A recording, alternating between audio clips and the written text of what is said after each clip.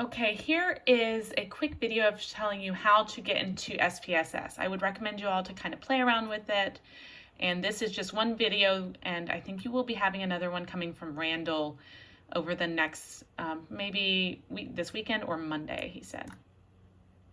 So you're going to click that, then you're going to enter your information.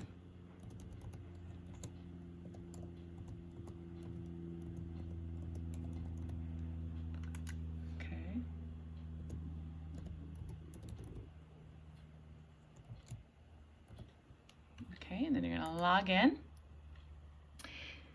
You're going to go through this information. I'm going to get a code. Sorry about this. 1353535.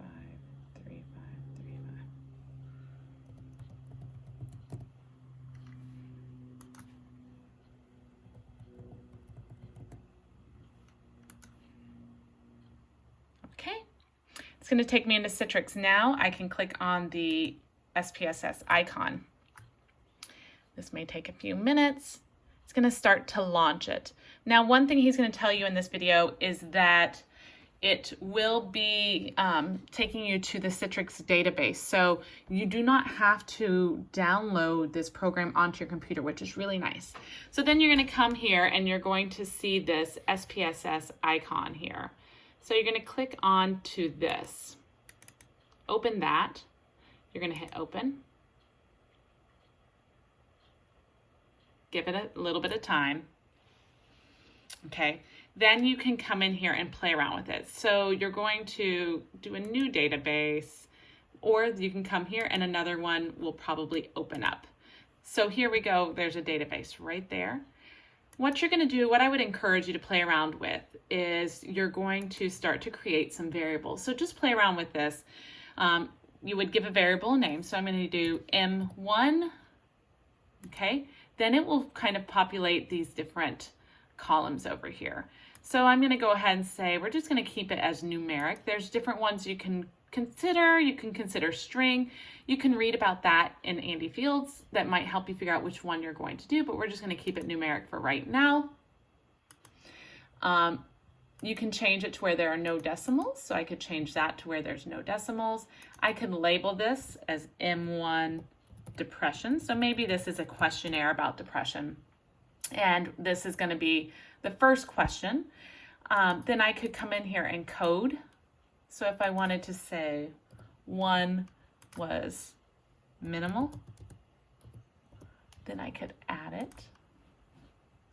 2 is moderate. And then I can add it. Then I hit OK. Then those will show up there. So you can check right there. Add more if you need to. For this one, I really just often keep it at no missing values, but you can change that if you need to. And then down here, all the way at the end, I could come in here and categorize it as scale, ordinal, or nominal. Okay, that's an important step to take. So then you can go ahead and create other variables. So I could do the same for this and make that M2, and I can just leave it as I want to for right now. Then to come in here for your data view, this is where you would enter your data. So remember that first one we coded it as 1 or 2, so maybe I'm going to come down here and populate these as 1 or 2. And for the second one, I could just make those different numbers. We didn't necessarily categorize those. And you see how we didn't change the decimal for those, so they're kind of showing up with the decimals. And you can always go back and change that if you want to. You can go to the variable view and go ahead and change it there. Just doing a little down arrow, and then there we go. Okay, so this is a beginning of how you enter data. Now, what's important to know with this program for right now is that when you go to save, so what you're going to do is you're going to hit save this document.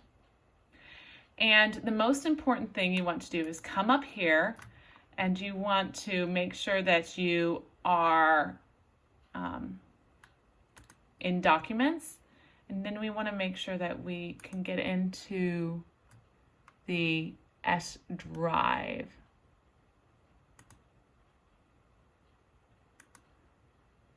So to do that, we want to make sure that we're here in the SPSS lab, the S drive.